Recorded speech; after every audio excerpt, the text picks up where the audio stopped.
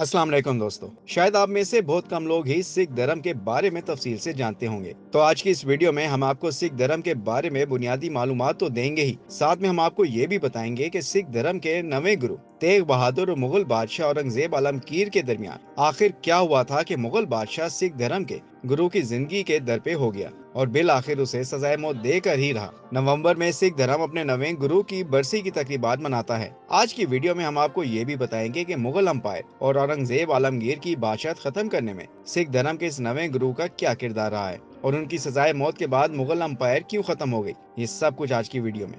Video शुरू करने से पहले आपसे गुजारिश है कि अगर आप हमारे चैनल पर नए हैं तो चैनल को सब्सक्राइब कर लें, वीडियो को लाइक और शेयर भी करें। सिख मत एक तौहीदी मजहब है और इस मजहब के पैरोकार खुद को सिख कहलाते हैं। सिखों की मजहबी किताब श्री आदि ग्रंथ या ज्ञान गुरु ग्रंथ साहिब है। आमतौर पर सिखों के 10 सदगुरु माने जाते हैं, लेकिन सिखों की मजहबी किताब में 6 रहनुमाओं के साथ साथ 30 भक्तों के बारे में भी बताया गया है, जिनकी अमूमी तालीमात सिख मत के मानने वालों के लिए इंतहाई अहम है। सिखों के मजहबी मुकाम को गुरुद्वारा कहा जाता है। सिख मत की इब्तदा 1459 में पंजाब में पैदा होने वाले नानक देव ने गुरमत को खोजा और गुरमत की तालीमात को दुनिया में फैलाया। गुरमत की तबलीग बाकी 9 गुरुओं ने भी की। 10वें रहनुमा गुरु गोबिंद सिंह ने सिख मत की तबलीग का काम खालसा को सौंपा और ज्ञान गुरु ग्रंथ साहिब की तालीमात पर अमल करने की नसीहत की। संत कबीर, धना साधना, रामानंद, परमानंद, नामदेव और तकाराम वगैरह के अकवाल आदि ग्रंथ में दर्ज हैं। उन भक्तों को भी सिख सत गुरुओं के जैसे माना जाता है और उनकी तालीमात पर अमल की कोशिश करते हैं।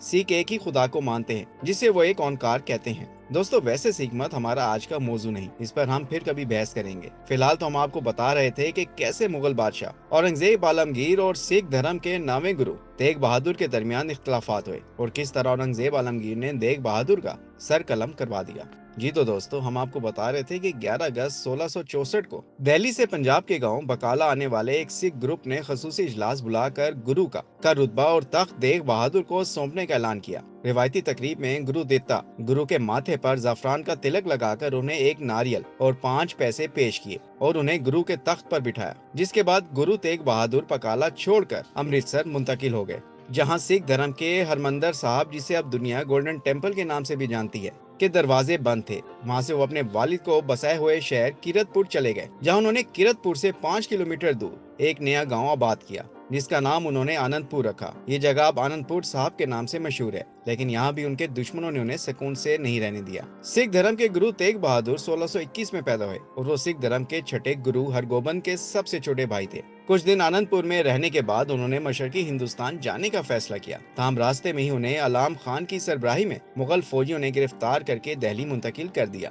मुगल फौज ने उन्हें नक्शे अमन के इल्जाम में गिरफ्तार किया था और इस समर पर औरंगजेब आलमगीर को उस वक्त के एक दरबारी राम राय ने उकसाया था। गुरु तेग बहादुर की गिरफ्तारी के बाद 8 नवंबर 1665 को दिल्ली जाकर मुगल बादशाह औरंगजेब आलमगीर के सामने पेश किया गया, जहां गुरु तेग बहादुर ने शहनशाह औरंगजेब को मुखातिब करते हुए कहा, मैं हिंदू मजहब से नहीं, मैं वेदों की बरतरी, बुतों की पूजा और दीगर रसूमात पर भी यकीन नहीं रखता, लेकिन मैं हिंदू मजहब और उनके मजहबी अकायद का पूरी तरह एहतराम करता हूँ और उनके साथ अच्छे अंदाज से रहूंगा, लेकिन मैं अपने हकूक के लिए लड़ता रहूंगा। ताहम कहा जाता है कि औरंगजेब आलमगीर के दरबार में मौजूद मोरसी उलमा ने उन्हें कायल किया कि तेग बहादुर का बढ़ता हुआ असर इस्लाम के लिए खतरा हो सकता है। एक वक्त में औरंगजेब ने गुरु तेग बहादुर को सजाए मौत देने का फैसला किया, लेकिन उसे राजपूत वजीर राजा राम सिंह ने जिंदा छोड़ने की दरख्वास्त की, जिसे औरंगजेब ने कबूल कर लिया। गिरफ्तारी के 1 माह बाद ही दिसंबर में गुरु तेग बहादुर के खिलाफ तमाम इल्जामात वापस लेकर उन्हें रिहा कर दिया गया। जैसे ही वो रिहा हुए, उन्होंने मशरिक की तरफ अपना सफर दोबारा शुरू किया और वो मंथरा, आगरा, कानपुर, इलाहाबाद, वाराणसी, बोध गया, इलाहाबाद, वाराणसी, बोध गया से होते हुए पटना पहुंचे। वहां गुरु तेग बहादुर की बीवी माता गजरी ने कयाम का फैसला किया, लेकिन गुरु तेग बहादुर अपने पैरोकारों से मिलने ढाका की तरफ रवाना हो गए। ढाका में रहते ही उन्हें खबर मिली कि उनके यहाँ एक बेटी की पैदाइश हुई है, जिसका नाम गोबिंद राय रखा गया, जो बाद में सिख मजहब में गुरु गोबिंद सिंह के नाम से मशहूर हुए। दोस्तों, शहनशाह औरंगजेब ने कामरूप के बादशाह की बगावत को कुचलने की जिम्मेदारी राजा राम सिंह को सौंपी। कामरूप को एक खतरनाक जगह समझा जाता था, जो अपने बहादुर जंगजुओं और काले जादू के लिए मशहूर थी। राजा राम सिंह को गुरु तेग बहादुर की रूहानी ताकत पर मुकम्मल एतमाद था। राजा राम सिंह ने गुरु तेग बहादुर से दरख्वास्त की कि वो कामरूप की मुहिम में उनका साथ दें। गुरु उनकी दरख्वास्त को रद्द ना कर सके। लड़ाई के दौरान गुरु ने तकरीबन 3 साल असम में गुजारे। इस दौरान उन्होंने बाज़ औक़ात सालिस का किरदार भी अदा किया। वापसी पर वो पटना में रहने वाली अपनी बीवी से भी ना मिल सके, क्योंकि उन्हें मुसलसल पैगामात मिल रहे थे कि उनको पंजाब में जरूरत है। वो मार्च 1672 में चकनानकी के तख्त पर वापस आए। उनके सफर ने उन्हें उन जगहों तक पहुंचाया जहां गुरु नानक के अलावा कोई दूसरा सिख गुरु नहीं था। 25 मई 1675 को जब गुरु तेग बहादुर आनंदपुर साहब में एक संगत में बैठे थे, कश्मीर से लोगों का एक गिरोह उनसे मिलने आया। उस गिरोह की क़यादत पंडित करपा राम बेच कर रहे थे। उन्होंने गुरु तेग बहादुर से दरख्वास्त की कि उनके आबाओ अजदाद का मजहब, जो हजारों साल से चला आ रहा है, खतरे में है। शहंशाह औरंगजेब की नुमाइंदगी करने वाले कश्मीर के गवर्नर इफ्तिखार खान ने उन्हें हुक्म दिया कि वो इस्लाम कबूल करने, वरना उन्हें मौत के घाट उतार दिया जाएगा।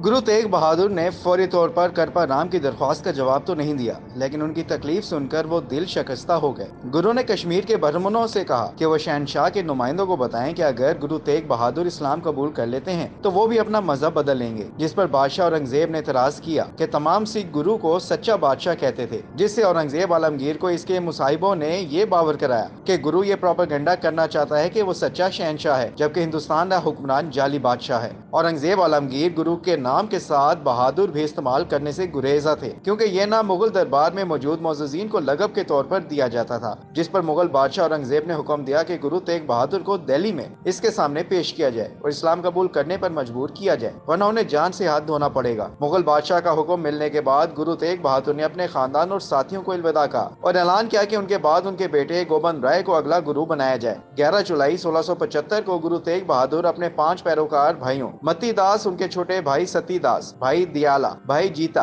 और भाई ओदे के साथ दिल्ली रवाना हो गए। ताहम एक दिन बाद उन्हें मलिकपुर के गांव के हाकिम मिर्जा नूर मोहम्मद खान ने गिरफ्तार कर लिया। उनके 3 साथियों को सख्त पहरे में सरहद ले जाया गया, जिसके बाद उन्हें दिल्ली की चांदनी चौक थाना मुंतकिल किया गया। दोस्तों, दिल्ली में उनके 3 साथियों समेत लाल किला ले जाया गया, जहां उनसे हिंदू और सिख मजहब के हवाले से बहुत सारे सवालात भी किए गए। उनसे भी पूछा गया कि मुकद्दस धागा पहनने और माथे पर टीका लगाने वालों के लिए अपनी जान क्यों कुर्बान कर रहे हैं, जिस पर उनका जवाब था कि हिंदू कमजोर हो गए हैं, इसलिए वो नानक के दरबार में पनाह लेने आए हैं। अगर मुसलमान ने भी उनसे इस तरह मदद तलब की होती तो वो उनके लिए भी जान कुर्बान कर देते। दोस्तों, शहंशाह औरंगजेब आलमगीर को सिख मत के बारे में बहुत पहले से इल्म था। वो ये भी जानते थे कि सिख भी मुसलमानों की तरह बुत परस्ती के खिलाफ हैं। उन्हें बहुत उम्मीद थी कि वो गुरु को इस्लाम कबूल करने पर आमादा कर लेंगे, क्योंकि दोनों मजाहिब के दरमियान नजराती कुर्बत थी। बादशाह औरंगजेब ने गुरु तेग बहादुर से कहा कि आप ना तो बुत परस्ती पर यकीन रखते हैं और ना ही उन ब्राह्मणों को मानते हैं, तो आपको इस मकसद के लिए हमारे सामने क्यों आए। गुरु तेग बहादुर शहंशाह औरंगजेब को मुतमईन करने और मनाने में नाकाम रहे। आखिर में अदालत की तरफ से साफ साफ कह दिया गया कि वो इस्लाम कबूल कर लें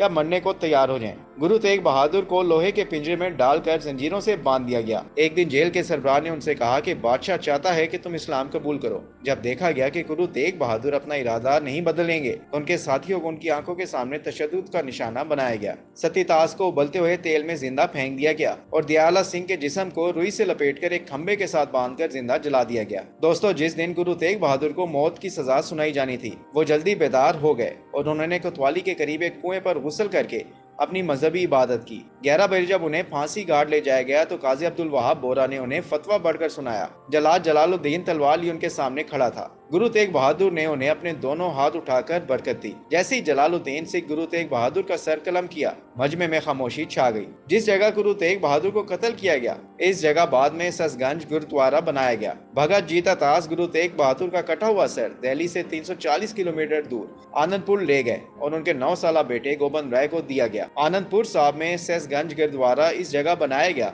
जहाँ गुरु तेग बहादुर का कटा हुआ सर एहतराम के साथ दफन है। वैसे अमूमन बादशाहों को उनके मुसाहिबों के गलत मशवरों ने ही कई मुल्कों को उजाड़ा। उन्हीं में हिंदुस्तान भी शामिल है, जहाँ मुगल बादशाह को उनके मुसाहिबों और दरबारियों ने हर किसी के खिलाफ भड़काकर मुल्क में नफरत का बीज बोया और आखिरकार हिंदुस्तान से मुगल बादशाह का खात्मा हो गया।